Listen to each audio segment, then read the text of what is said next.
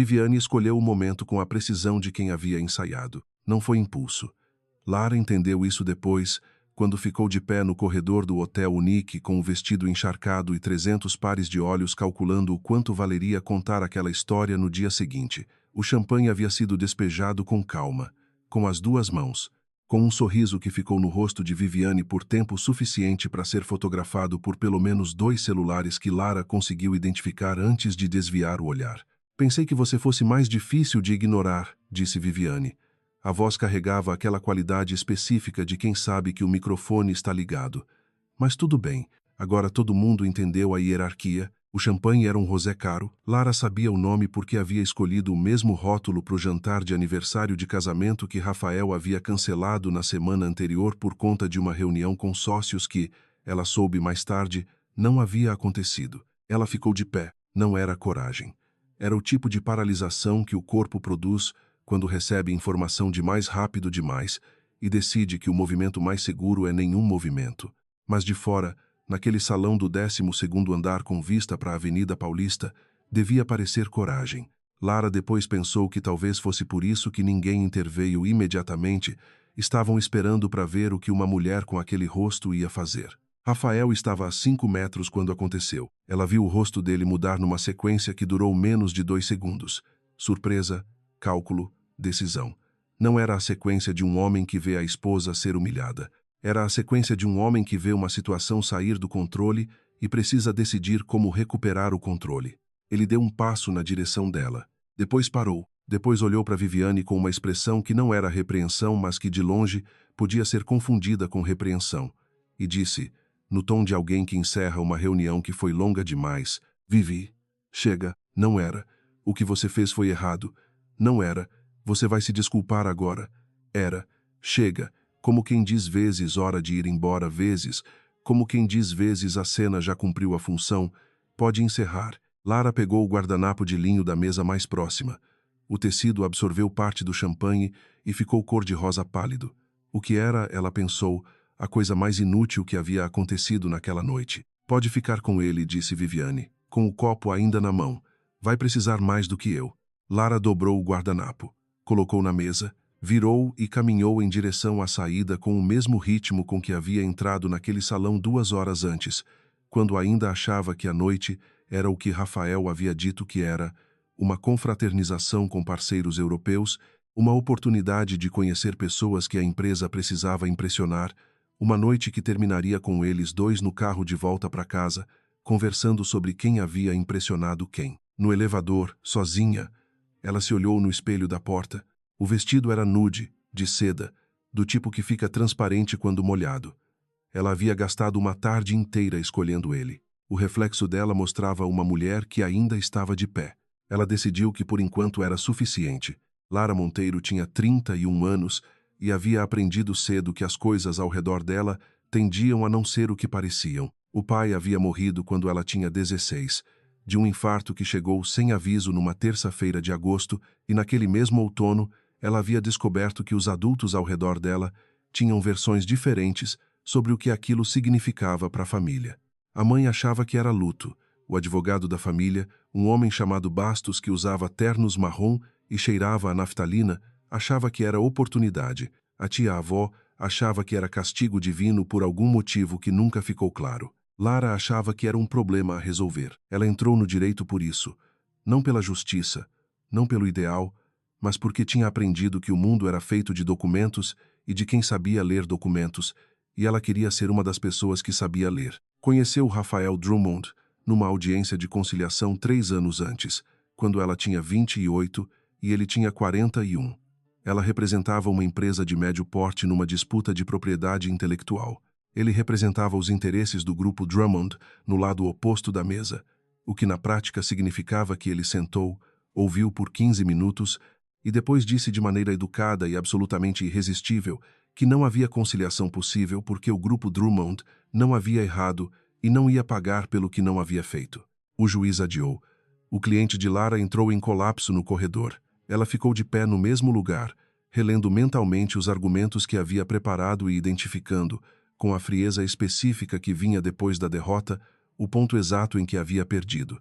Rafael estava esperando na porta do fórum. Você fez uma boa tese, ele disse, o que era o tipo de coisa que homens ricos dizem para as pessoas que derrotam para demonstrar que são generosos na vitória. O contrato original estava mal redigido. Se tivesse sido feito diferente, eu teria um problema. Eu sei, disse Lara. Não era elogio vazio. Eu sei disso também. Ele ficou em silêncio por um segundo, e naquele segundo havia algo que ela não soube nomear na época, mas que depois reconheceu como surpresa genuína. Ele não estava acostumado a respostas curtas. Rafael Drummond, ele disse, estendendo a mão. Lara Monteiro. Eu sei quem você é, e eu não sei quem você é. Uma pausa. Isso não acontece com frequência. 6 meses depois, eles estavam casados. A velocidade havia sido a primeira coisa que deveria ter feito Lara não parar de gostar dele, mas parar e perguntar vezes por que tão rápido, vezes com a cabeça de advogada que ela tinha e não estava usando. Ela não perguntou, interpretou a pressa como intensidade, a intensidade como interesse, o interesse como amor, que pode não ser a cadeia lógica mais sólida, mas é a cadeia que a maioria das pessoas percorre quando alguém com os olhos e o vocabulário de Rafael Drummond olha para elas como se fossem a única pessoa inteligente na sala. O contrato pré-nupcial havia sido volumoso. Ela leu cada cláusula, negociou 2 delas, assinou. Na época pareceu razoável. Os 2 tinham patrimônio, os 2 queriam proteção, era adulto e sensato fazer um contrato. Só que havia uma coisa que ela não havia feito, e que, pensando com calma 18 meses depois na madrugada de uma terça sem conseguir dormir, parecia a falha mais óbvia de todas. Ela não havia relido o contrato depois que ele foi devolvido com as revisões finais, 48 horas antes da assinatura, porque naquela época ela estava com preparativos de casamento, uma cliente em crise, e a convicção de que os ajustes eram os que haviam sido discutidos. Ela havia fechado a pasta naquela madrugada. Disse para si mesma que era paranoia de advogada. Agora, no táxi voltando do hotel com o vestido de seda grudado na pele, ela pensava que paranoia de advogada era exatamente o tipo de coisa que deveria ter ouvido. Rafael chegou em casa às 2 da manhã. Lara estava sentada na cozinha com uma xícara de chá que havia esquecido de beber e um bloco de notas na mesa, não porque estivesse anotando alguma coisa, mas porque a presença do bloco a fazia se sentir menos à deriva. Ele entrou, viu a luz acesa, apareceu na porta da cozinha. O terno estava levemente amassado, o que era incomum. Rafael Drummond normalmente saía de eventos como se houvesse acabado de chegar. Lara, pode sentar. Ele sentou do lado oposto da mesa, com a cuidadosa distância de alguém que avalia o estado do campo antes de avançar. O que aconteceu foi: quantas vezes você viu ela esse mês? Lara o interrompeu sem elevar a voz. Silêncio. 4, ele disse. Quando começou? Lara, estou perguntando porque preciso do número correto, não porque quero te machucar. Ela encostou os braços na mesa. Quando começou?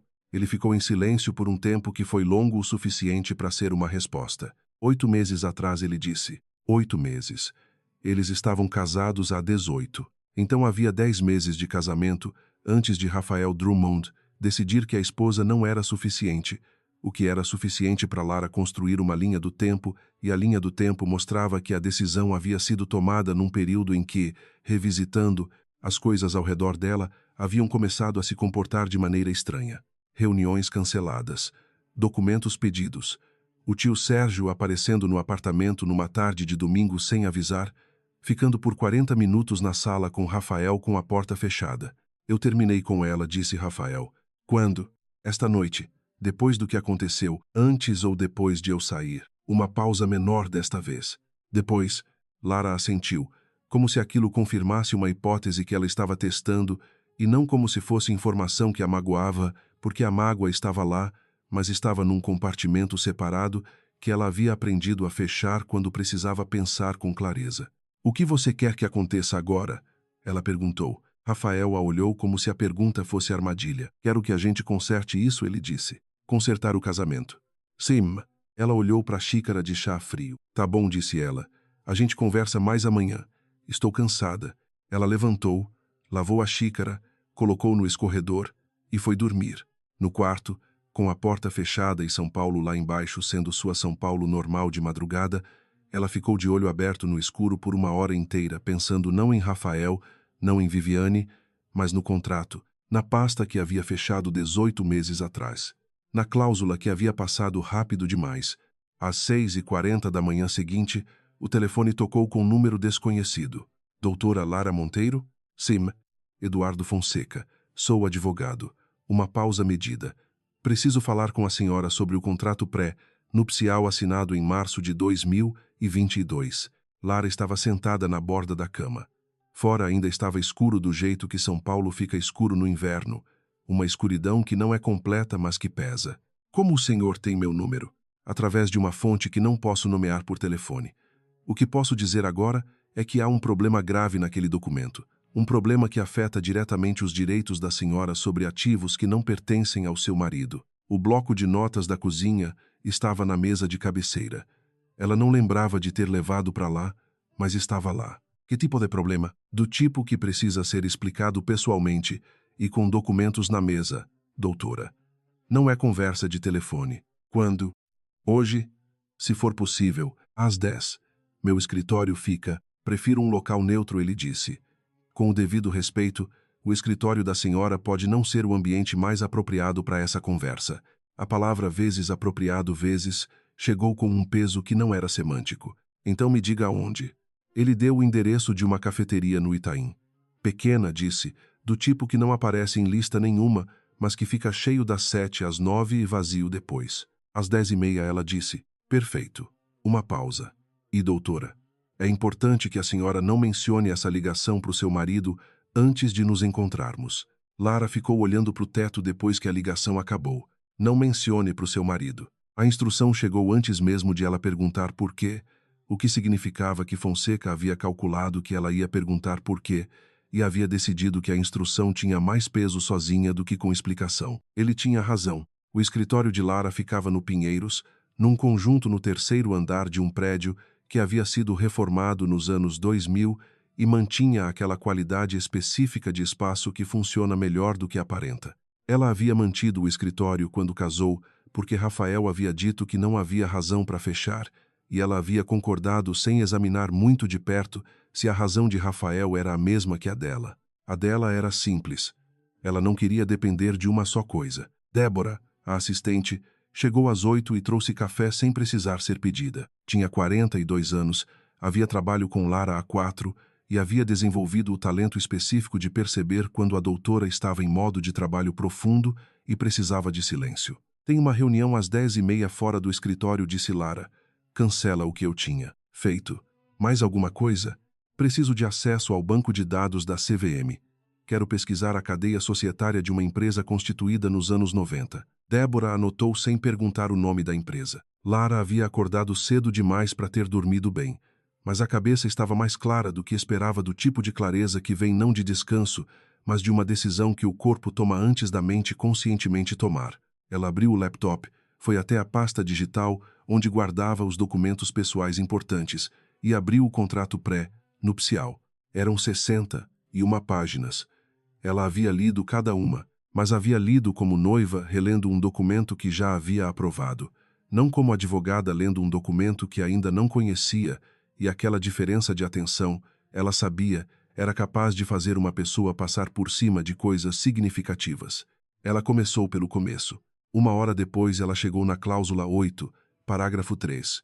Era um parágrafo de 18 linhas. Na versão que ela havia lido e aprovado inicialmente, a cláusula 8 tinha 2 parágrafos. O terceiro havia sido inserido na revisão final, 46 horas antes da assinatura, num momento em que ela estava ocupada demais para reler tudo do zero e havia confiado que as alterações eram as que havia pedido. Ela leu o parágrafo 3 vezes, depois ficou de pé, foi até a janela, olhou para o jardim interno do prédio, uma figueira velha que era a única coisa verde naquele pátio, e ficou assim por tempo suficiente para Débora aparecer na porta, olhar, avaliar e sair sem dizer nada. O parágrafo constituía uma procuração irrevogável. Em linguagem técnica cuidadosamente construída para parecer rotina, ele autorizava Rafael a votar em nome de Lara em assembleias de qualquer empresa em que ela detivesse participação acionária. Qualquer empresa. A linguagem era ampla demais para ser acidente. A cafeteria no Itaim era do tipo que não tem placa grande na porta. Lara chegou 5 minutos antes, pediu um expresso que não queria e ficou de frente para a entrada. Fonseca chegou pontual.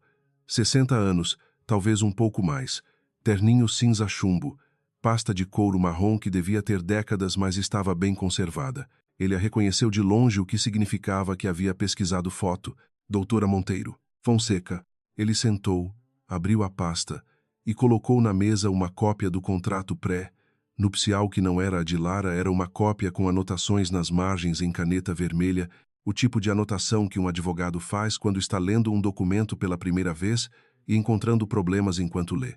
Vou ser direto porque acredito que a senhora aprecia isso. Aprecia. Cláusula 8. Parágrafo 3. Ele apontou.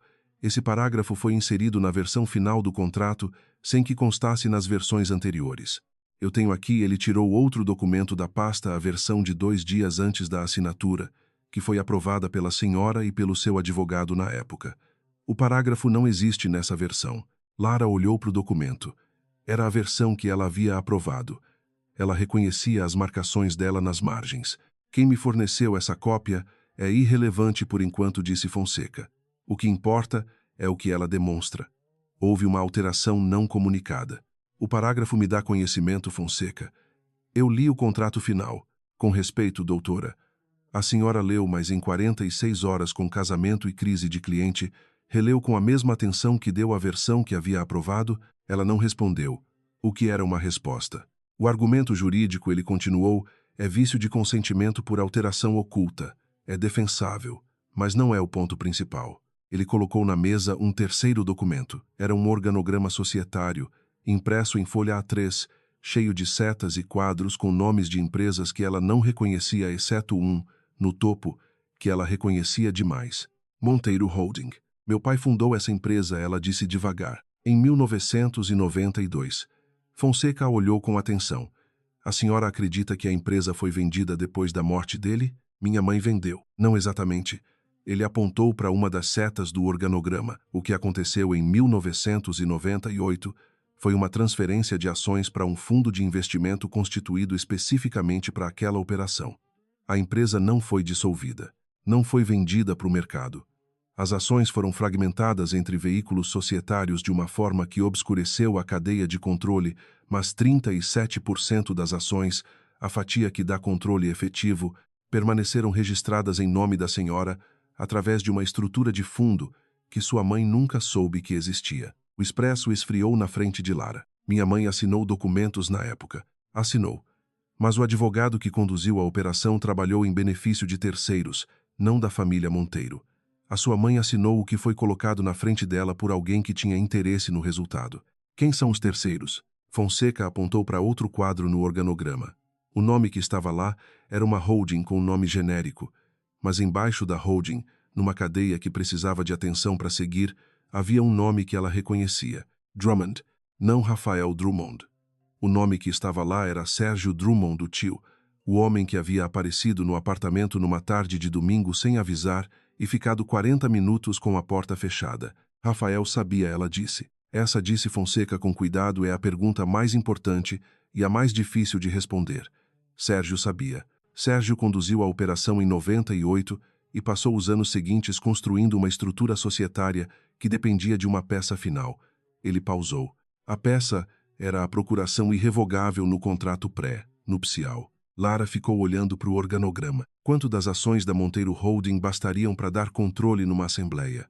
31%, pela estrutura atual de dispersão. E eu tenho 37%. Sim.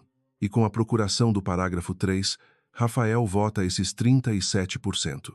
O que, combinado com os 28% que o grupo Drummond já detém através dos veículos societários, 55% ela calculou. Maioria absoluta. Numa assembleia marcada para daqui a 20 dias, a cafeteria estava movimentada.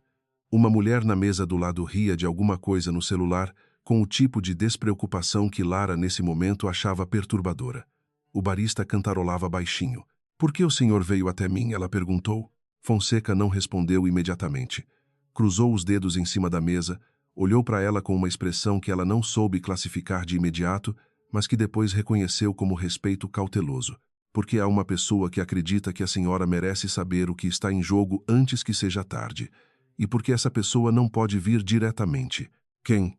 Ainda não posso dizer. Ele fechou a pasta com cuidado.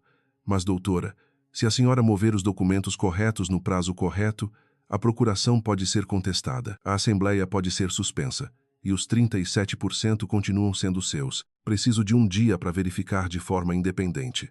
Eu esperava isso. Ele assentiu. Mas apenas um dia, doutora. O grupo Drummond tem advogados que estão de olho no prazo da assembleia. Qualquer movimento que a senhora faça depois de amanhã vai ser respondido antes que surta efeito. Ela pegou a pasta, levantou, estendeu a mão. Obrigada pela direteza. É o mínimo. Ela saiu da cafeteria de volta para São Paulo, que seguia seu ritmo indiferente, e na cabeça dela a linha do tempo já estava se reorganizando. O conhecimento na Figueira, os ternos de Sérgio, as reuniões que Rafael cancelava, a pressa em casar, o contrato com 46 horas de prazo, Viviane com o champanhe nas mãos.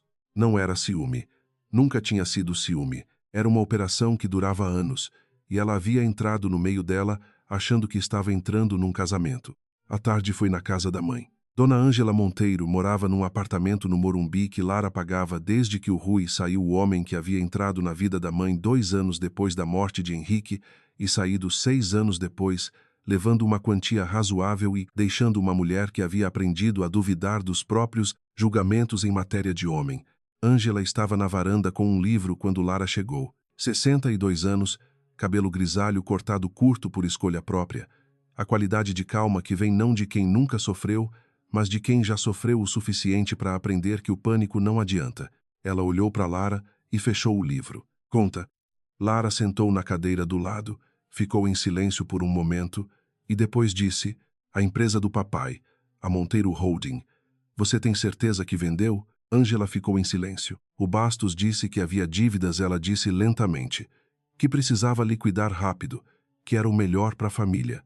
Eu assinei o que ele colocou na minha frente porque eu tinha 50 anos, o seu pai tinha acabado de morrer e eu não sabia ler contrato societário. Você guardou alguma cópia? Guardo tudo. As pastas estavam no armário do quarto, do tipo de plástico transparente que existia nos anos 90. 3 pastas, papel envelhecido, cheiro de tempo. Lara as colocou na cama e começou a folhear. Ângela ficou de pé na porta do quarto com o livro ainda na mão, olhando para a filha da maneira que mães olham quando sabem que não podem ajudar no trabalho, mas precisam estar presentes. Lara encontrou o que procurava na terceira pasta. Não era uma venda, era uma transferência de ações. A linguagem era parecida o suficiente para enganar alguém que não fosse advogada, mas diferente o suficiente para fazer diferença num tribunal. E a assinatura da compradora era de um fundo com nome genérico, não de uma empresa, não de uma pessoa, um fundo, do tipo que existe para receber ativos sem que o nome do beneficiário final apareça no papel. Ela fotografou tudo. Mãe, ela disse, fechando a pasta, você foi enganada em 98. Não foi culpa sua. O advogado trabalhou contra vocês. Ângela ficou em silêncio por um tempo que era suficientemente longo para conter 25 anos de dúvida. O Rafael está envolvido nisso? Ainda estou descobrindo. Ele é igual ao Rui? A pergunta chegou com uma precisão que Lara não esperava. Ela olhou para a mãe. Ainda não sei, disse honestamente. Então descobre logo, disse Ângela. Porque se for, você tem que ser mais rápida do que eu fui. Uma pausa. E você é mais rápida do que eu era. Lara abraçou a mãe, desceu para o carro e ficou no estacionamento por alguns minutos com as mãos no volante, e São Paulo lá fora sendo São Paulo. 19 dias. De volta ao apartamento, Rafael estava esperando. Não na sala com uísque desta vez. Estava sentado à mesa da cozinha com o laptop aberto e uma expressão que ela nunca havia visto nele antes, não de culpa, que ela poderia ter previsto, mas de algo mais próximo de preocupação genuína, que era diferente. Você sumiu o dia inteiro, ele disse. Tinha coisas para resolver. Relacionadas a ontem, relacionadas ao trabalho. Ela tirou o casaco, jogou numa cadeira. Você comeu? Não. Eu também não. Tem coisa no congelador. Eles fizeram isso, o ritual doméstico de aquecer comida e colocar na mesa e comer, sem falar muito do jeito que casais fazem quando há uma conversa grande pendente, e os dois decidiram tacitamente que não é essa a noite para ter lá. Mas no meio da refeição, Rafael colocou o garfo na mesa e disse: preciso te contar uma coisa sobre o Sérgio. Lara continuou comendo. O que você quer me contar? Ele tem interesse num negócio que afeta a gente, afeta nossos ativos. Há uma reunião em breve, uma assembleia de uma empresa que... Rafael. Ela colocou o garfo na mesa com calma. O que você quer me dizer de verdade? Ele ficou em silêncio. E no silêncio dela havia uma pergunta que ela não fez, porque sabia que a resposta que ele desse agora, naquela cozinha, antes de ela ter todos os documentos na mão, era uma resposta que ele havia calculado com mais cuidado do que ela precisava lhe dar hoje. Amanhã a gente conversa melhor, ela disse. Estou cansada. Ela foi dormir, no escuro, com a pasta de Fonseca embaixo da cama porque não havia lugar mais seguro que ela conseguisse pensar. Ela ficou de olhos abertos por um bom tempo, ouvindo São Paulo lá fora. 19 dias. E a mulher que havia jogado champanhe no vestido dela sabia alguma coisa que Lara ainda não sabia, isso ela tinha certeza. A questão era descobrir o que antes que o prazo acabasse, porque Viviane Leal não havia agido por ciúme, e alguém havia calculado errado que Lara não fosse perceber isso a tempo. Fonseca ligou às 8 da manhã seguinte com uma voz que tinha a qualidade específica de alguém que passou a noite acordado por escolha própria. A auditora que a senhora indicou já tem os primeiros resultados, ele disse. Pode adiantar a reunião para hoje ao meio-dia? Lara estava no escritório havia uma hora. A pasta de documentos da mãe estava aberta na mesa, as fotos que havia tirado organizadas por data no laptop, e ela havia passado a manhã construindo uma linha do tempo que começava em 92, quando Henrique Monteiro fundou a empresa, e terminava numa assembleia marcada para 18 dias depois. Meio-dia. Mesmo lugar? Não. Tem um endereço que vou te mandar agora. O endereço era um escritório no 10º andar de um prédio na Faria Lima, do tipo que não tem nome na porta, só número de sala. Lara chegou 2 minutos antes e encontrou Fonseca já lá com uma mulher de uns 50 anos, que ele apresentou apenas como a pessoa que havia feito as verificações. A mulher, óculos finos, cabelo preso, a expressão de quem passou a carreira inteira lidando com papéis que não querem ser encontrados, colocou na mesa um relatório de 42 páginas e disse: a cadeia societária da Monteiro Holding foi fragmentada em 4 etapas entre 98 e 2003.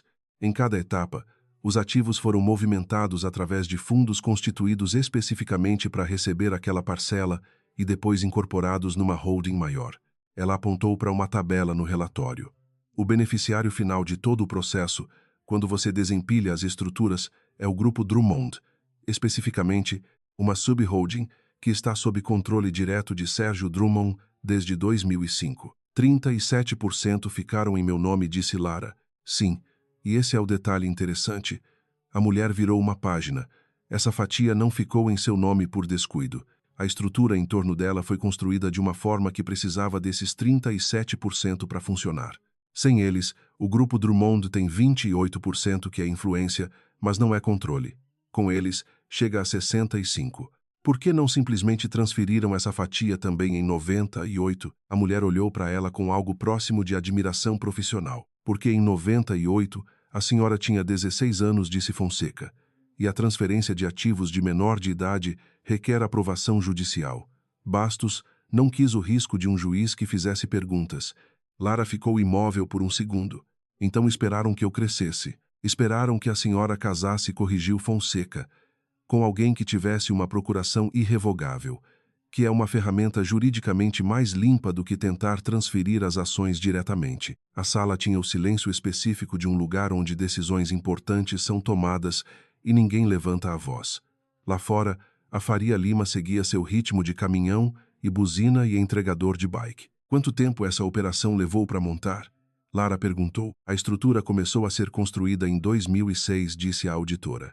Mas o elemento que faltava à senhora só apareceu em 2021, quando seu marido a conheceu. 2021, o ano da audiência de conciliação.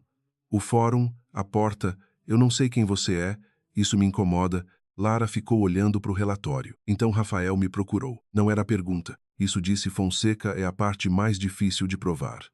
O que temos é uma sequência de eventos consistente com essa interpretação. Mas Rafael Drummond pode argumentar que conheceu a senhora por acaso e que só soube dos ativos depois. Pode argumentar. Lara virou uma página do relatório. Mas o ônus seria dele, não meu, num processo de anulação de contrato por vício de consentimento. Exato. Ela fechou o relatório. Quero entrar com o pedido de suspensão preventiva da Assembleia ainda esta semana. Preciso dos documentos de constituição do Fundo de 98, o registro de alteração da cláusula no contrato pré-nupcial e o histórico completo de votações da Monteiro Holding nos últimos 5 anos. Os dois últimos eu já tenho, disse Fonseca. O primeiro vai precisar de um mandado para acessar o arquivo da junta comercial. Quanto tempo? Se entrar hoje, 2 dias úteis.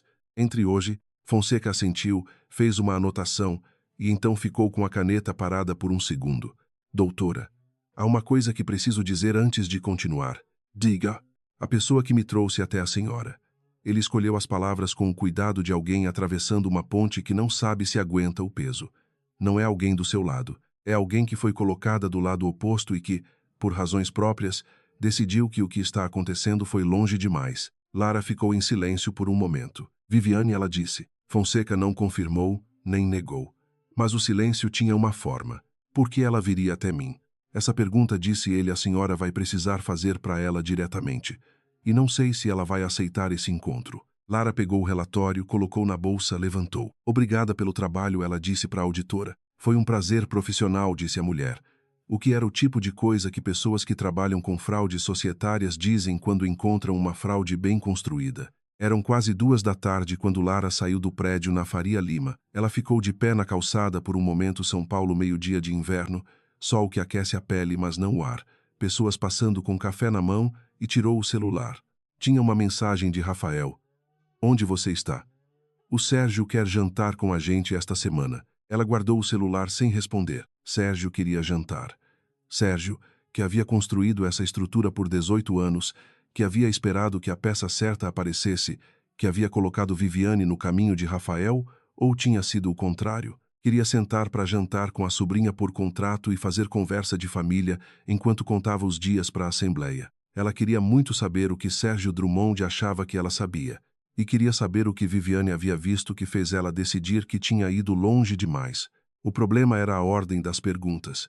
Se ela falava com Viviane antes de ter todos os documentos, Sérgio podia saber que ela estava movendo peças. Se ela esperava os documentos primeiro, Viviane podia mudar de ideia. Lara andou até o carro, entrou, ligou o ar-condicionado no mínimo e ficou pensando por exatamente 5 minutos. Depois mandou uma mensagem para o número que Fonseca havia usado para entrar em contato com ela. Preciso do contato de quem te trouxe até mim. Hoje, a resposta chegou em 40 segundos. Ela já sabe.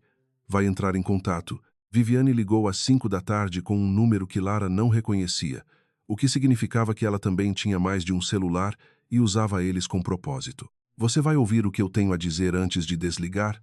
Foi a primeira coisa que ela disse. Estou ouvindo. Um silêncio curto. Eu não sabia que você não sabia, disse Viviane. Sobre a empresa, sobre o contrato. Quando o Sérgio me recrutou, ele disse que era você que estava bloqueando o processo, que você sabia dos ativos e estava segurando de propósito para ter poder de barganha no casamento. Lara ficou quieta. Ele me disse que Rafael precisava de ajuda para lidar com uma esposa que estava usando o casamento como estratégia financeira, que eu estaria ajudando a desbloquear um processo legítimo. A voz de Viviane tinha uma qualidade nova, que Lara não havia ouvido no salão do hotel. Não era a voz de performance, era a voz de alguém que está contando uma história que a envergonha, e eu acreditei porque eu queria acreditar, porque o Sérgio paga bem e porque Rafael é. Rafael é o tipo de homem que faz você querer estar do lado dele. Quando você descobriu que era mentira, 3 semanas atrás, eu encontrei um documento no escritório do Sérgio que não deveria ter encontrado. Uma pausa, um memo interno descrevendo a operação. Você aparecia descrita como vezes o ativo humano necessário para completar a estrutura. Não como uma pessoa que estava bloqueando nada, como uma peça que precisava ser movida para o lugar certo. O ativo humano necessário. Lara olhou pela janela do carro para o movimento da Faria Lima. Por que o champanhe? Ela perguntou. Sérgio queria uma crise no casamento. Queria que você pedisse divórcio antes da assembleia, porque se você pedisse divórcio, o contrato pré-nupcial seria executado como parte do processo de separação e a procuração viraria a pauta antes que você pudesse contestar. Viviane fez uma pausa pequena. Eu deveria ter feito diferente. Eu sei. O que você quer em troca de testemunhar? Nada que você não possa dar. A resposta veio rápida demais para ser improvisada. Quero um acordo de imunidade documental. Se o Sérgio cair, eu preciso que o meu nome saia como colaboradora, não como cúmplice. Fonseca pode redigir isso. Fonseca pode redigir isso, confirmou Lara. Então temos acordo. Lara ficou em silêncio por um momento. Não porque estivesse em dúvida, estava calculando que era diferente. Tem mais uma coisa, disse Viviane. O quê? O documento que encontrei no escritório do Sérgio. Tinha o nome do Rafael nele, não como executor da operação. Como? Ele sabia, Lara. Talvez não desde o começo, mas ele sabia. Tem uma anotação com a letra dele num rodapé do memo. O ar-condicionado do carro fazia um barulho baixo. Lá fora uma moto buzinou. Me manda o documento, disse Lara. Já mandei pro Fonseca. Tá bom. Lara. Uma pausa estranha. Sinto muito pelo champanhe. Foi a coisa mais idiota que eu já fiz na vida profissional. Não foi idiota, disse Lara. Foi o motivo que me fez olhar para o contrato com atenção. Ela desligou. Ficou no carro por mais alguns minutos. Depois ligou o motor e foi embora. Naquela noite em casa, ela jantou sozinha porque Rafael tinha uma reunião que havia surgido de última hora e dessa vez ela não foi verificar se a reunião havia acontecido de verdade porque havia parado de se importar com o rastreamento das mentiras pequenas e estava focada na estrutura das grandes. Depois do jantar, ela abriu o laptop, baixou o arquivo que Fonseca havia reencaminhado e leu o memo que Viviane havia encontrado. Era um documento de 4 páginas, redigido em 2020, 2 anos antes do casamento. Descrevia a operação em linguagem corporativa, vezes fase de consolidação, alinhamento de estrutura acionária, veículo de transferência de direitos de voto, vezes mas o conteúdo, traduzido para a linguagem humana, era simples. Sérgio havia identificado que a única forma de assumir controle da Monteiro Holding sem processo judicial era conseguir uma procuração válida de Lara Monteiro, e a forma mais eficiente de obter essa procuração era um contrato pré-nupcial com um Drummond. No rodapé da 3ª página, numa letra que ela havia visto assinar contratos, havia uma anotação manuscrita. R. Confirma viabilidade. Prazo: 24 meses. R. Confirma viabilidade. Ela ficou olhando para aquela linha por um tempo, não com a emoção de quem descobre uma traição. A traição ela já havia processado no táxi de volta do hotel, no frio quieto da madrugada de terça, no escritório com a cláusula 8 na tela, com a frieza de quem precisa decidir o que aquela informação muda na estratégia. Mudava uma coisa importante. Se Rafael sabia, a tentativa de conserto que ele havia oferecido na cozinha, vezes quero que a gente conserte isso, vezes era uma manobra para manter, lá no lugar até a Assembleia. 18 dias, que agora eram 17. Ela precisava que ele não soubesse que ela sabia. Isso significava continuar sendo a esposa de Rafael Drummond por 17 dias, continuar jantando naquela cozinha, dormindo naquele apartamento, respondendo às mensagens com o tom de alguém que está magoada com a amante. Era o papel mais difícil que ela já havia precisado desempenhar. Era também, ela reconhecia, o tipo de coisa que ela conseguia fazer. Rafael chegou em casa às 11 com um ar de alguém que havia passado as últimas horas sendo cuidadoso demais. Encontrou Lara no sofá com um livro que ela estava lendo de verdade, o que era uma forma de não precisar fingir que estava ocupada. Como foi a reunião? Ela perguntou sem tirar os olhos do livro. Longa. Ele jogou as chaves na bancada. Você está bem? Estou cansada. Ela virou a página. Você falou com o Sérgio sobre o jantar? Uma pausa que ela sentiu mais do que viu. Falei. Ele propõe quinta-feira. Quinta serve. Ela fechou o livro. Levantou. Boa noite. Ela foi para o quarto, fechou a porta e ficou deitada no escuro pensando em Sérgio Drummond sentando para jantar com ela na quinta-feira, acreditando que tinha tudo sob controle. Havia uma satisfação fria em saber que ele estava errado. Ela ia deixar ele acreditar por mais alguns dias. Na manhã seguinte, ela ligou para Fonseca antes das 8. Entrou o mandado? Entrou ontem. 2 dias úteis. Temos que agilizar. Preciso do material até sexta. Vou ver o que consigo. Uma pausa. Você leu o documento que a Viviane mandou? Li. A anotação manuscrita muda o quadro, mas não muda a estratégia. Se eu entrar com tudo agora, o Sérgio tem tempo de mover contra-argumento. Preciso que o pedido de suspensão seja protocolado na véspera da Assembleia, quando o prazo de resposta deles já não cabe. Silêncio do outro lado. Isso é arriscado, doutora. Se alguma coisa atrasar, eu sei o risco. E se Rafael perceber o que você está fazendo antes de você protocolar? Então vou precisar ser mais cuidadosa do que ele. Fonseca ficou em silêncio por um momento que ela interpretou como concordância relutante. Tem mais uma coisa, ele disse.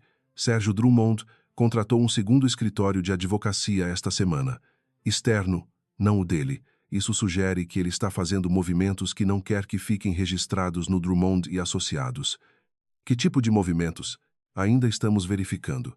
Mas contratar escritório externo em sigilo, 18 dias antes de uma assembleia que você passou anos montando, não é sinal de confiança. Ela ficou em silêncio. Ele desconfia, disse ela, não necessariamente de você especificamente, mas de alguma variável que saiu do controle calculado. A variável era Viviane. Sérgio não sabia que Viviane havia ido até Fonseca, mas sabia que Viviane havia visto o documento porque Viviane havia sido descuidada suficiente para acessar o arquivo sem apagar o registro de acesso, ou porque Sérgio era o tipo de homem que monitorava tudo o que estava em torno de uma operação do tamanho daquela. Ela está segura? Perguntou Lara. Fonseca entendeu imediatamente de quem ela estava falando. Por enquanto. Ela saiu da cidade ontem. Quando ela volta, quando você precisar dela em audiência. Lara assentiu para o telefone. Tá bom. Mantenha o mandado, agiliza o prazo e me avisa se o segundo escritório do Sérgio fizer algum movimento que apareça no registro. Ela desligou. No escritório, Débora trouxe café e desapareceu. A figueira no pátio estava com uma folha nova que Lara não havia notado antes. Ela abriu o laptop e começou a redigir a petição de suspensão preventiva, que era o documento mais importante que ela havia escrito na carreira, que era irônico, porque tecnicamente era para proteger a si mesma. O jantar de quinta-feira foi num restaurante nos Jardins que Sérgio havia escolhido o tipo de lugar que existe para fazer negócios em ambiente de família, com iluminação adequada para esconder expressões e barulho adequado para impedir que mesas vizinhas ouçam. Sérgio Drummond tinha 68 anos, e a aparência de alguém que havia aprendido que o poder verdadeiro não precisa ser demonstrado. Terno escuro, gravata discreta, mãos de dedos compridos que gesticulavam com precisão. Ele se levantou quando Lara e Rafael chegaram, beijou o ar perto do rosto dela, disse que estava feliz em ver a família reunida. A palavra vezes família, vezes, chegou ao ouvido de Lara com a qualidade de um falso cognato. Parecia significar uma coisa, mas significava outra. Eles pediram peixe para Lara, carne para Rafael, risoto para Sérgio, e enquanto o sommelier apresentava o vinho, Sérgio fez conversa sobre São Paulo, sobre o tempo que havia melhorado, sobre um restaurante novo que havia aberto no Itaim que valia a visita. Lara contribuiu com pontualidade. Ah, que interessante. Com certeza, adoraria ir. O tom exato de alguém que está tentando recuperar a normalidade depois de uma semana difícil, que era exatamente o tom que Sérgio precisava ouvir para confirmar que ela não era uma ameaça. Mas na metade do jantar, enquanto Rafael ia ao banheiro, e eles ficavam os dois pela primeira vez, Sérgio inclinou levemente a cabeça e disse: "Você está bem, Lara? A história da Viviane foi muito desagradável. Rafael me contou. Estou bem. Essas coisas acontecem. Acontecem." Ele concordou com a leveza de quem não está concordando. "Você é uma pessoa muito serena. Rafael me fala muito da sua serenidade. Ele exagera, não acho." Uma pausa que tinha a duração calculada de uma pausa que quer transmitir algo sem dizer. "Lô, como está o trabalho no seu escritório?" "Bem, alguns casos novos. Nada de extraordinário." "Bom." Ele bebeu um gole de vinho. "Bom manter o trabalho próprio, da independência." Havia algo naquela última frase. Não uma ameaça direta era sutil demais para ser ameaça direta. Era mais parecido com uma sonda, o tipo de frase que parece casual mas está testando uma reação. Lara sorriu. "Com certeza," ela disse. Rafael voltou do banheiro. A conversa mudou para assuntos corporativos. A Assembleia foi mencionada de passagem como vezes aquela questão de reestruturação societária e Sérgio a olhou uma vez durante essa parte da conversa com uma atenção que ela notou e arquivou. Ele estava verificando se ela sabia o que a Assembleia significava. A resposta que ela deu foi o rosto de alguém que ouviu vezes reestruturação societária vezes e entendeu que era assunto de homem.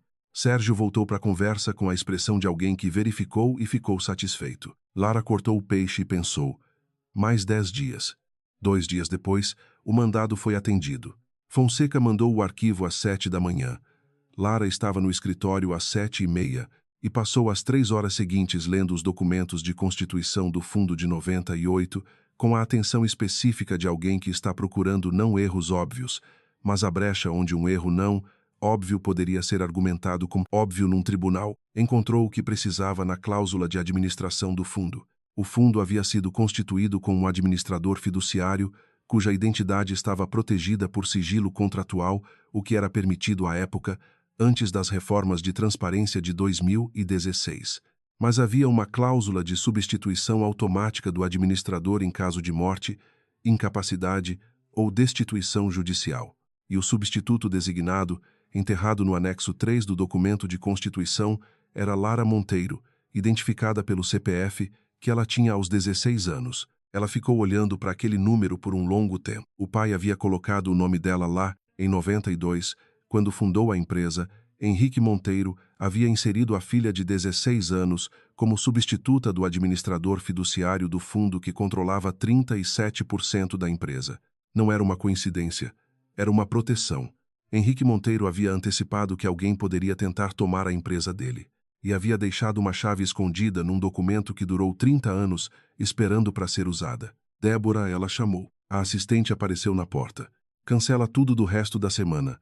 Vou precisar de você aqui até tarde hoje. Feito. Débora fez uma anotação. Mais alguma coisa? Sim. Lara virou o laptop na direção dela. Quero que você leia esse número de CPF e confirme que é o que eu acho que é. Débora olhou. Ficou em silêncio por um segundo. É o CPF da senhora, disse ela. É o meu CPF, confirmou Lara. E pela primeira vez em uma semana, ela deixou um sorriso aparecer no rosto. Sérgio Drummond estava numa reunião com o segundo escritório de advocacia, quando o assistente entrou com um bilhete. Ele leu o bilhete. Releu. Era uma notificação de acesso ao arquivo da junta comercial.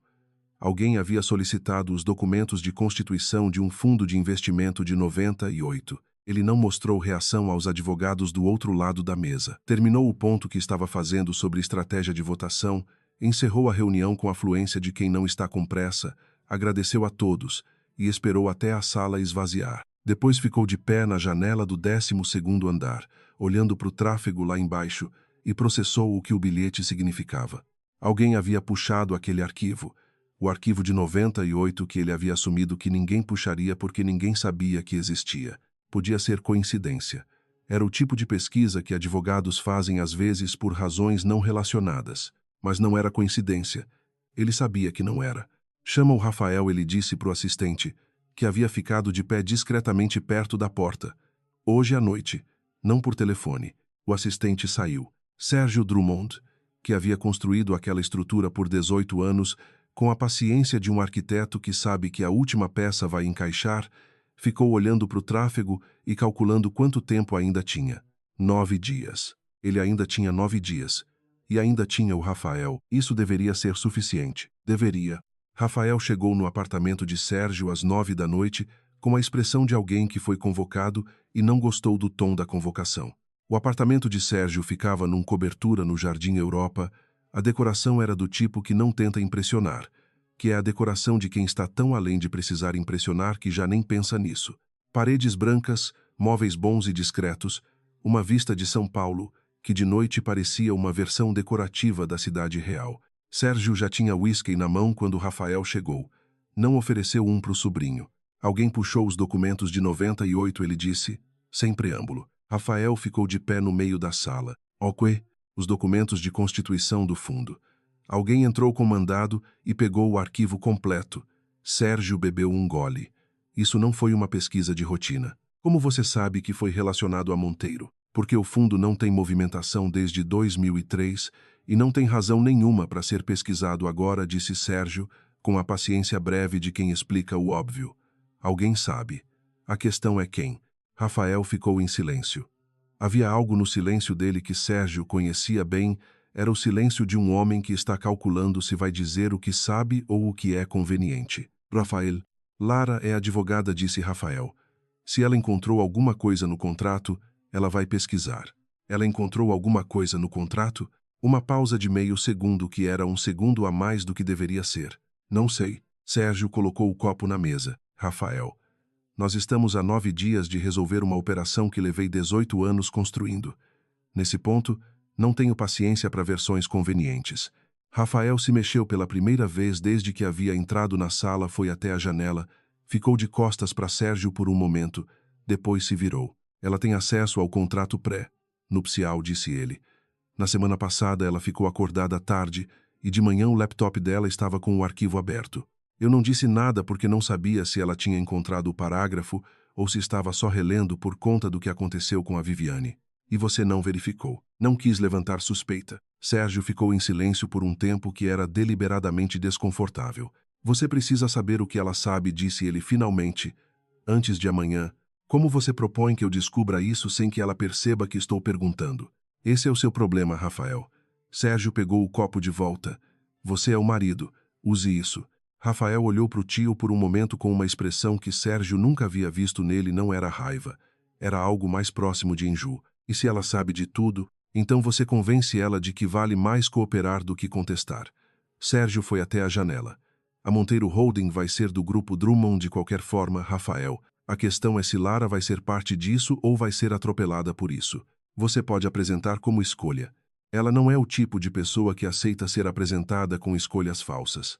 Todo mundo aceita, disse Sérgio, quando a alternativa é suficientemente ruim. Rafael ficou olhando para o tio por mais um momento. Depois foi embora sem dizer mais nada. No elevador descendo, ele ficou de frente para o reflexo próprio na porta de espelho e pensou na resposta que havia dado para Lara na cozinha.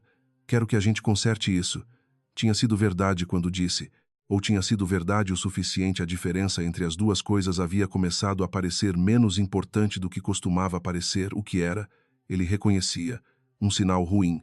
Sérgio tinha razão numa coisa.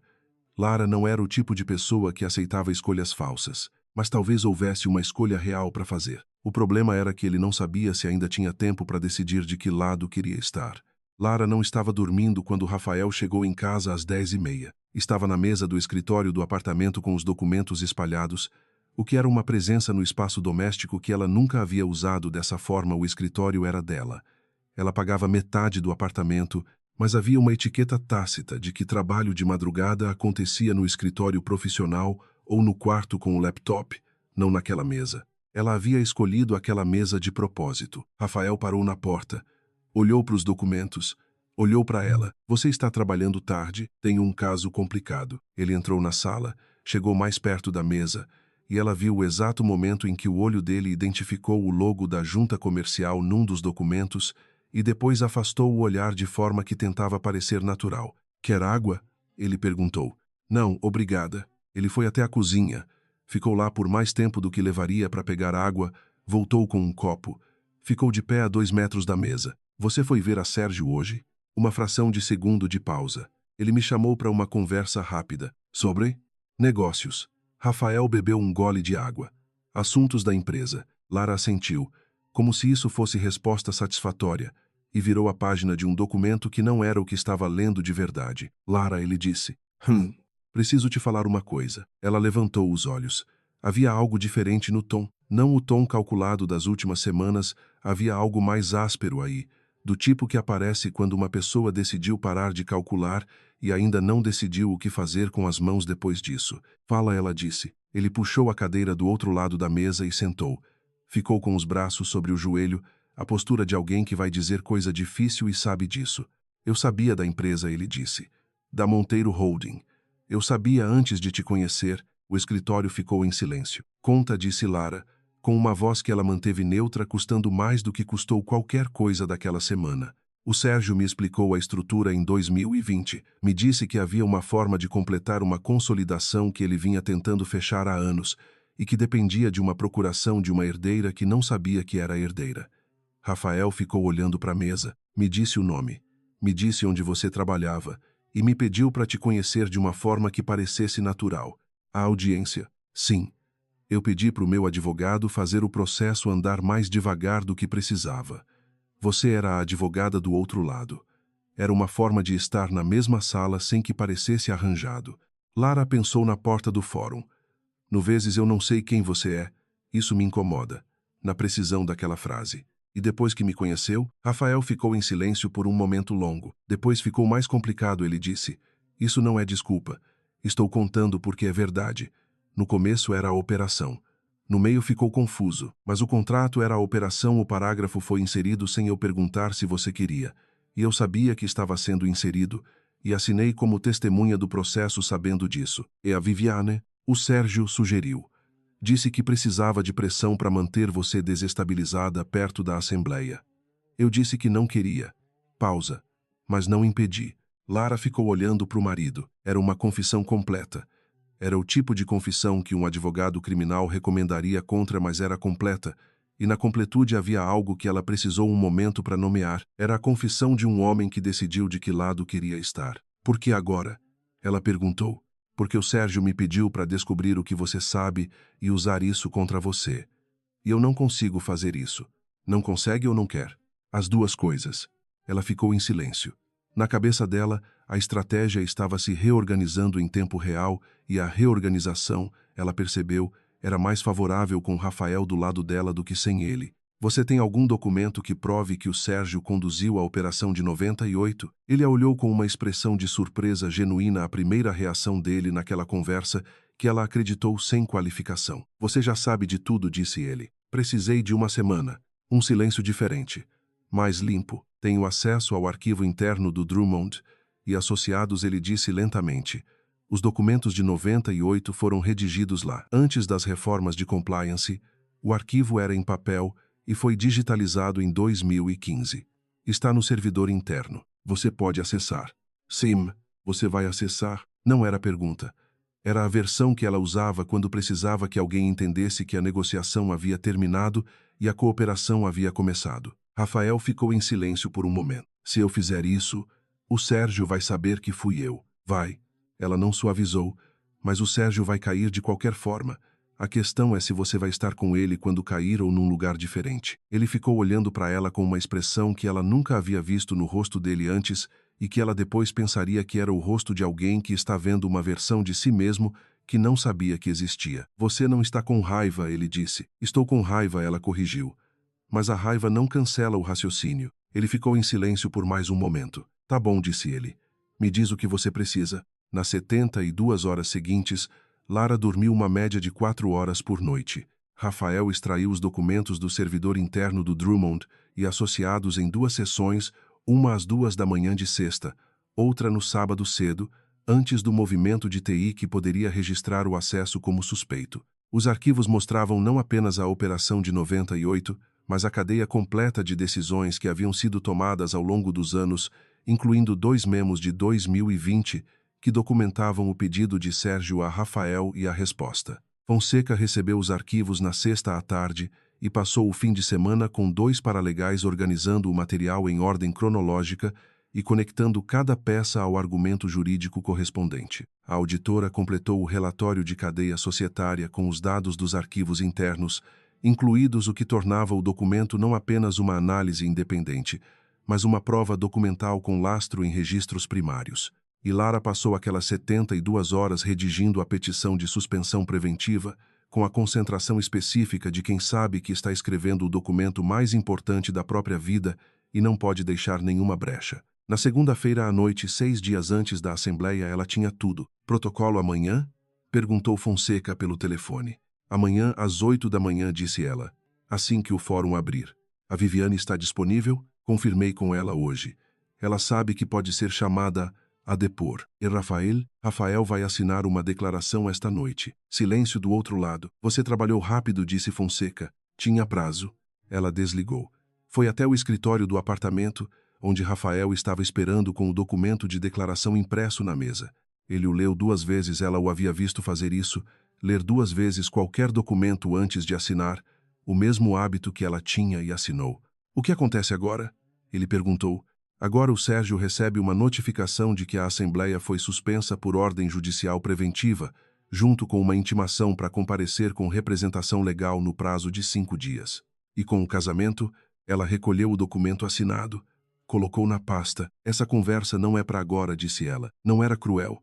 Era o que era verdade. Rafaela sentiu. Sérgio Drummond recebeu a notificação na terça-feira às 10 da manhã. Seu assistente trouxe o envelope lacrado e Sérgio o abriu com a faca de papel que usava desde que havia recebido de presente de um sócio japonês há 20 anos, um objeto que ele mantinha na mesa não por sentimentalismo, mas porque ferramentas que funcionam não precisam ser substituídas.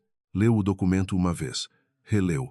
Ficou em silêncio por um tempo que seu assistente descreveria mais tarde, em depoimento, como vezes uns 3 minutos em que ele não se mexeu.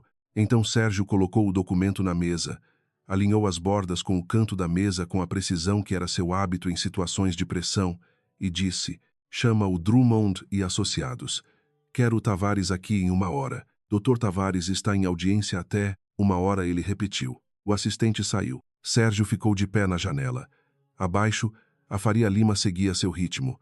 À direita, um prédio em construção levantava andaime. À esquerda, um parque que ele havia visto ser construído nos anos 80 estava cheio de gente fazendo caminhada. A petição de Lara era boa. Ele não havia lido todo o conteúdo, mas nos primeiros 2 parágrafos já havia reconhecido a estrutura de argumento de alguém que sabia o que estava fazendo. O que ele não entendia era como ela havia obtido os documentos internos.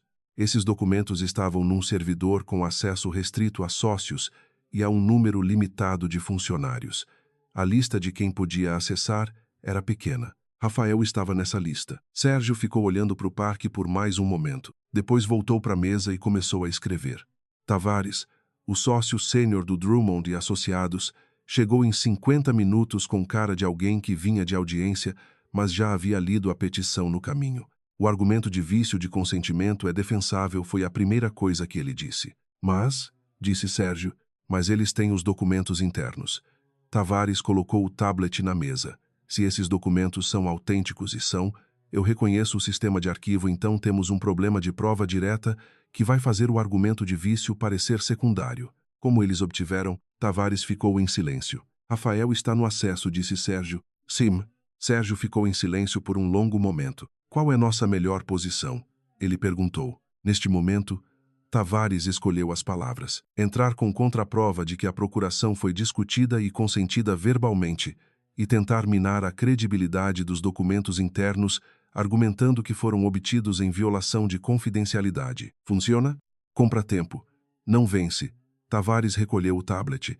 Dr. Sérgio, com o que eles têm aqui, o risco não é só a suspensão da Assembleia. É uma investigação por fraude societária que pode abrir a operação de 98 para escrutínio criminal.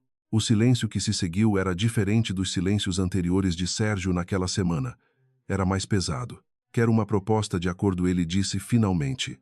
Discreta. Que preserve o máximo possível da estrutura atual, enquanto reconhece formalmente os direitos da Lara sobre os 37%. Tavares ficou em silêncio por um momento. Ela vai aceitar acordo? Não sei, disse Sérgio, mas vamos descobrir. O que Sérgio Drummond não disse porque era o tipo de coisa que homens como ele não diziam em voz alta, era que havia calculado errado. Havia calculado que a peça era passiva, havia olhado para Lara Monteiro e visto uma advogada de porte médio que precisava de acesso ao mundo Drummond e que, portanto, teria todos os incentivos para ser a peça que ele precisava. Havia esquecido que a filha de Henrique Monteiro havia passado a vida inteira aprendendo que os documentos ao redor dela não eram o que pareciam. Era um erro de avaliação que havia custado 18 anos de operação. A proposta de acordo chegou na quarta-feira à tarde, através do Tavares, num envelope entregue no escritório de Fonseca. Lara leu sentada na sala de reuniões do escritório de Fonseca, com Fonseca do lado e o relatório da auditora aberto na mesa. A proposta reconhecia os 37% como de propriedade exclusiva de Lara, propunha a dissolução do acordo de procuração e oferecia uma compensação financeira pelos danos causados pela operação de 98, um número com 8 dígitos que era generoso o suficiente para indicar que Sérgio estava com medo. Não tocava na questão criminal. Ele quer enterrar, disse Fonseca. Oisai, você vai aceitar? Lara ficou olhando para o documento por um tempo. Não, ela disse. Fonseca não pareceu surpreso. Se não aceitar o acordo, você vai ter que ir até o fim, ele disse. Investigação, depoimentos, processo que pode durar anos. Oisai. E tem o Rafael. Também. Fonseca ficou em silêncio. Qual é a contraposição que você quer fazer? Ele perguntou. Lara fechou a proposta. Não contraproponho. Ela a empurrou de volta na direção dele. Protocolo a ação principal com pedido de responsabilização criminal pelos atos de 98 e ofereço o acordo de imunidade para Viviane conforme combinado. Isso vai expor o Sérgio a risco real de processo criminal. Vai. E Rafael? Rafael cooperou. A declaração dele está no processo. O juiz vai considerar. Você está defendendo o homem que construiu o casamento em cima de uma fraude. Estou sendo precisa, disse ela. Cooperação tem peso jurídico independente de eu ter sentimentos sobre a situação. Fonseca ficou em silêncio por um momento. Você é uma advogada muito boa, disse ele. Eu sei, ela disse, e não era arrogância, era a mesma precisão que havia usado para falar de Rafael. A audiência de suspensão aconteceu na sexta-feira de manhã. Lara chegou ao fórum com Fonseca, e os documentos organizados em 6 pastas coloridas, cada cor correspondendo a uma linha de argumento, sistema que ela havia desenvolvido na faculdade e nunca havia abandonado porque funcionava. O advogado de Sérgio Não Tavares, que havia pedido substituição no processo 3 dias antes, mas um especialista em direito societário contratado do escritório externo, chegou com 2 assistentes e uma pilha de documentos que Lara reconheceu imediatamente como a estratégia de contraprova que Tavares havia mencionado. Argumentar que a procuração havia sido verbalmente acordada. O juiz era uma mulher de uns 50 e poucos anos, com óculos de armação preta e o tipo de expressão que não revela nada antes de ser necessário revelar. Lara fez a apresentação em 42 minutos. Não usou emoção. Não narrou o casamento, nem a humilhação no hotel, nem os 3 anos de estrutura que havia sido montada ao redor dela. Usou os documentos, a cadeia temporal, a comparação entre as versões do contrato e os documentos internos do Drummond e associados. No final, colocou uma última peça na mesa, não um documento, mas uma linha do tempo impressa em papel A3, com cada evento marcado em ordem cronológica, de 92 até a data da audiência. Excelência, ela disse, o que está nesse papel é a história de uma empresa fundada por um homem que tentou proteger a filha, e de uma operação que passou 18 anos tentando desfazer essa proteção. Os documentos demonstram cada passo. Peço a suspensão preventiva da Assembleia e a abertura de investigação sobre os atos de 98. O advogado de Sérgio fez sua apresentação. Era tecnicamente competente. Não tinha os documentos. A juíza concedeu a suspensão preventiva na tarde do mesmo dia. Sérgio Drummond recebeu a notificação da decisão no final da tarde. Desta vez não ficou de pé na janela. Ficou sentado na cadeira, o documento na mão, olhando para o canto da mesa onde a faca de papel estava no mesmo lugar onde sempre estivera. O assistente estava na porta, esperando instrução. Pode ir, disse Sérgio. O assistente saiu. Sérgio ficou sozinho no escritório. Do 12º andar, São Paulo estava começando a acender as luzes do entardecer, aquele momento específico em que a cidade muda de registro, de diurna para noturna, e por alguns minutos, as 2 versões existem ao mesmo tempo. Ele havia construído a operação com 18 anos de trabalho.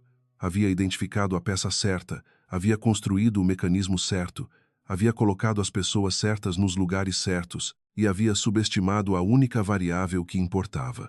Ela é filha do Henrique, ele disse em voz alta, para ninguém, porque era a única explicação que havia e porque às vezes as pessoas dizem as coisas que já sabem em voz alta quando precisam que elas sejam reais. Henrique Monteiro havia sido o homem mais difícil com quem Sérgio havia feito negócio na vida. Havia sido honesto com uma consistência que Sérgio havia interpretado, na época, como ingenuidade e que agora, décadas depois, reconhecia como uma forma diferente de inteligência. A filha havia herdado isso.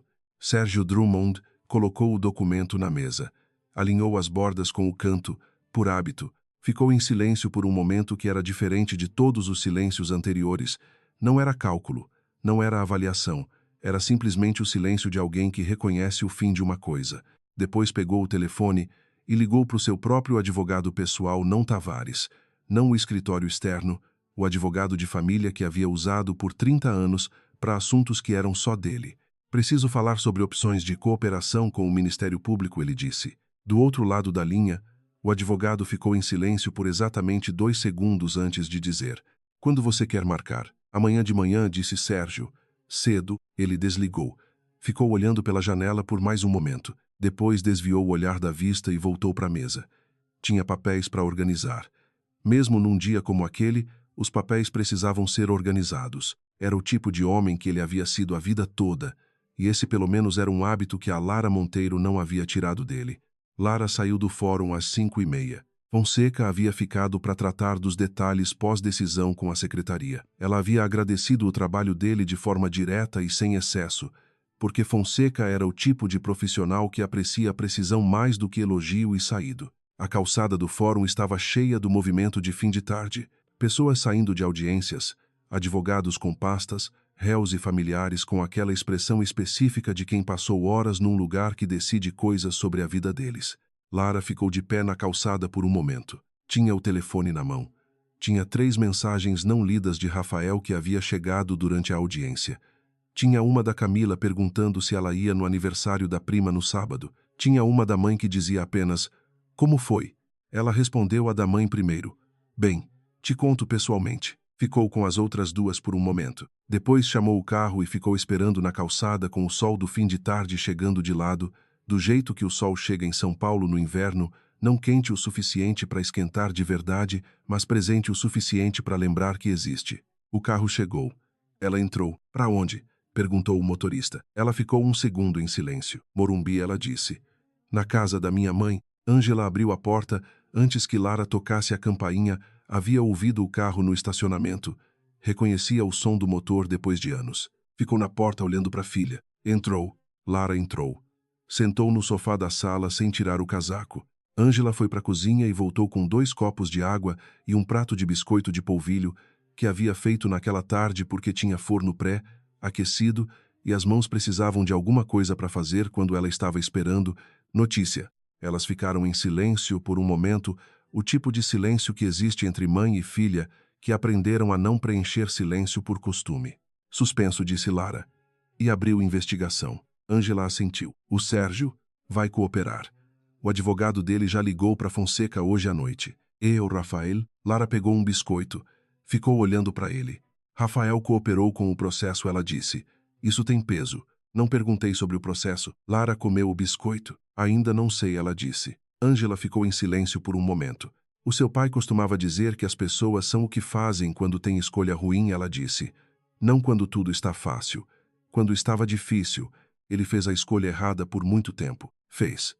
Ângela pegou um biscoito também. E depois fez a escolha certa quando poderia não ter feito. Lara ficou em silêncio. Lá fora, São Paulo estava fazendo o barulho de São Paulo numa sexta-feira de noite carro, música baixa de algum vizinho, a sirene distante de um veículo que poderia ser ambulância ou poderia ser bombeiro. Você vai ficar para jantar? Perguntou Ângela. Fico. Elas foram para a cozinha. Ângela tirou coisas da geladeira com a eficiência de quem conhece o espaço de cor. Lara picou cebola porque era a tarefa que havia aprendido a fazer quando tinha 9 anos e que ainda executava com a precisão específica de um hábito muito antigo. Não falaram sobre o caso. Falaram sobre a Camila, que havia conseguido um trabalho novo, sobre o apartamento do Morumbi, que precisava de uma reforma na varanda, sobre um restaurante que a mãe havia ido com uma amiga e que valia a visita. Coisas pequenas, do tipo que existem enquanto as grandes se assentam. Lara voltou para o apartamento às 10 da noite. Rafael estava na sala. Não com laptop, não com o telefone sentado no sofá, as mãos juntas, o rosto de alguém que passou horas esperando e usou o tempo pensando em vez de se distrair. Ele viu ela entrar e não disse nada. Esperou. Ela jogou a bolsa no aparador. Tirou o casaco. Foi até a cozinha pegar água, o gesto mecânico do fim de dia longo, e voltou para a sala. Sentou na poltrona do lado oposto ao sofá. Bebeu um gole de água. A suspensão foi concedida, ela disse. Eu vi. Fonseca me mandou mensagem. Sérgio vai cooperar com o MP. Rafael não respondeu, mas o rosto dele fez algo que ela não soube nomear de imediato. Não era alívio. Era algo mais complicado do que alívio. Você perdeu tudo com ele, ela disse. Sim. Não é só a operação, é o relacionamento. Ele não vai perdoar. Oisai. Ela ficou olhando para o marido. Na sala que era deles dois, mas que havia sido, desde o começo, 2 espaços separados habitando o mesmo lugar. Por que você me contou? Ela perguntou. Na noite de segunda. Você poderia ter ficado calado. Poderia ter ido embora. Dito para o Sérgio que não encontrou nada. Teria comprado tempo para ele e tempo para você. Rafael ficou em silêncio por um momento. Porque quando o Sérgio me pediu para usar você contra você, ele disse... Percebi que a única razão pela qual eu não podia fazer isso era porque eu me importo com o que você pensa de mim. Uma pausa. E me importar com o que você pensa de mim me importa mais do que a operação. Isso é um motivo bem humano para fazer uma coisa que tem consequências grandes. Oisai, não é suficiente para consertar tudo. Eu sei isso também. Lara ficou em silêncio. Eu não sei o que vai acontecer com o casamento, ela disse, com a mesma precisão que havia usado no fórum mais cedo. Não sei agora. Vai depender de coisas que vão levar tempo para se tornar claras. Tudo bem, disse Rafael. Tempo eu tenho. Não é garantia. Não estou pedindo garantia. Ela ficou olhando para ele por um momento. Na cabeça dela, a linha do tempo do caso estava se fechando, cada ponto conectado, cada prova no lugar, cada argumento respondido. Era a satisfação específica de um trabalho que havia sido feito com o rigor que merecia. O resto era diferente. O resto levava o tipo de tempo que documentos não aceleram. Boa noite, Rafael, ela disse. Ela levantou, foi até o corredor, parou na entrada do quarto. Uma coisa ela disse sem se virar. Oque, você disse que casou comigo porque eu te respondia de igual para igual. Ela ficou parada. Essa foi a única coisa verdadeira que você disse naquelas primeiras semanas? Um silêncio longo. Foi a coisa mais verdadeira, ele disse. Ela entrou no quarto e fechou a porta. Ficou deitada no escuro ouvindo São Paulo. 18 dias de prazo que havia começado numa calçada molhada de champanhe e terminado num fórum com 6 pastas coloridas e uma linha do tempo em papel A3. A empresa do pai estava de volta. O resto, o que fazer com o homem na sala, o que fazer com a raiva que ainda estava lá mesmo que não cancelasse o raciocínio, o que fazer com a pergunta que Ângela havia feito e que não tinha resposta rápida, o resto ia levar o tempo que levasse. Lara Monteiro fechou os olhos. São Paulo continuou fazendo barulho lá fora, como sempre, indiferente e presente ao mesmo tempo. Ela dormiu.